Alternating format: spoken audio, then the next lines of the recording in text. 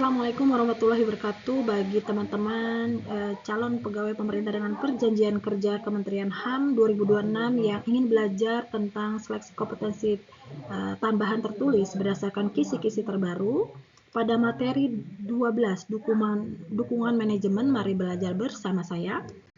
Ya, ini jadwal dan mekanisme SKTT-nya tanggal 30 dan tanggal 31 Maret 2026. Lalu ada 3 sesi pembagiannya, ada durasi persiapannya 60 menit dan pelaksanaannya 120 menit. Jadi durasi pertama 60 menit itu adalah registrasi peserta, penitipan barang, dan body checking. Sementara untuk pelaksanaannya adalah 2 jam atau 120 menit ya. Nah, bentuk SKTT-nya yaitu dilaksanakan dalam bentuk menjawab 20 pertanyaan esai dengan menggunakan aplikasi SKTT Kemenham.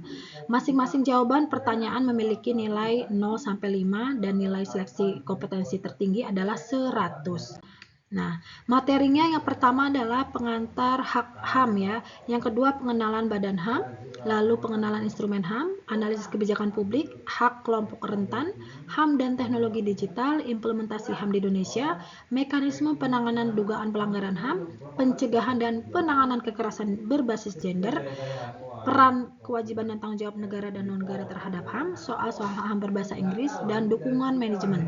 Kali ini kita belajar di nomor 12, yaitu dukungan manajemen. Kisi-kisinya adalah peserta CP3K harus memiliki kemampuan dalam pemahaman mengenai fungsi dukungan manajemen dalam penyelenggaraan tugas organisasi, khususnya yang berkaitan dengan perencanaan, koordinasi administrasi, pengelolaan data informasi, penyusunan laporan, tata naskah, layanan perkantoran, serta dukungan operasional untuk pelaksanaan program dan kegiatan dalam mendukung pencapaian tujuan organisasi termasuk dalam penyelenggaraan tugas-tugas yang berkaitan dengan HAM. Nah, sasaran program teknis Kementerian HAM itu dalam Peraturan Menham Restra 2025-2009 yaitu dalam melaksanakan tugas fungsinya, Kemenham itu menyusun satu sasaran program teknis yaitu terlindunginya hak asasi manusia seluruh rakyat Indonesia dan satu sasaran program dukungan manajemen yaitu terwujudnya reformasi birokrasi Kementerian HAM dalam mendukung percapaian reformasi birokrasi.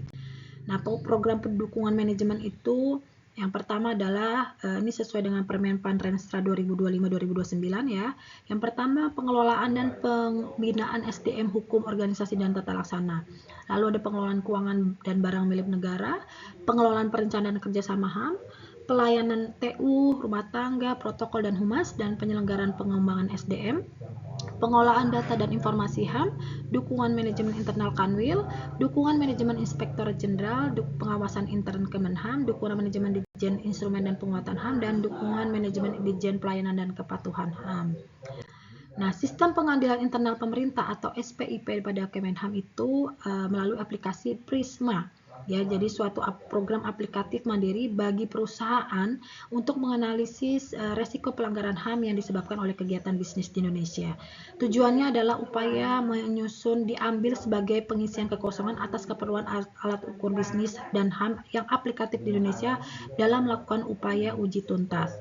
Jadi tujuannya khususnya adalah memfasilitasi semua perusahaan di sektor bisnis baik besar maupun kecil untuk menilai dirinya sendiri atau self-assessment dengan memetakan kondisi real atas dampak potensial atau risiko, menetapkan rencana tindak lanjut dari hasil penilaian, melacak pengimplementasian tindakan lanjutan tersebut, serta mengkomunikasikan rangkaian ini pada publik. Nah, ada penyelenggaraan satu data HAM.